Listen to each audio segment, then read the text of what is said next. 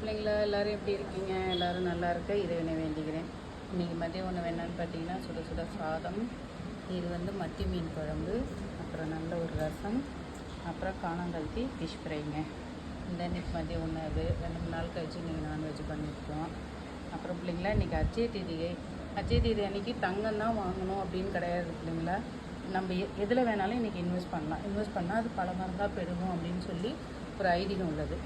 அப்புறம் ரெண்டாவது இன்றைக்கி பல்லி இருக்குல்ல, பல்லியை பார்த்தீங்கன்னா நம்மளோட பீடையெல்லாம் நம்மளை விட்டு போய் நமக்கு அதிர்ஷ்டம் உண்டாகும் அப்படின்னு சொல்கிறாங்க. இது எந்த அளவுக்கு உண்மைன்னு நமக்கு தெரியாது.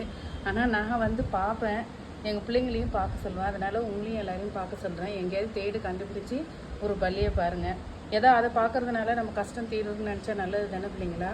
அதனால தான் சொல்கிறேன். அதனால் இன்றைக்கி தங்கம் தான் வாங்கணும் அப்படின்னு கிடையாது. உப்பு வாங்கலாம், அரிசி வாங்கலாம், சர்க்கரை வாங்கலாம், வெள்ளை கலரில் பூ கூட, மல்லிப்பூ கூட வாங்கலாம் பிள்ளைங்களா. எது வாங்கினாலுமே அது எல்லாமே லட்சுமிக்கு பிடிச்ச பொருட்கள். அதனால் நம்ம வீட்டுக்கு லட்சுமி வருவாங்கன்றது தான் இந்த அட்சய தீதியோட ஐதீகம். அதனால் எல்லோரும் நல்லா இருக்க இறைவனை வேண்டுகிறேன். வாழ்க வளர்க. பாய் பிள்ளைங்களா.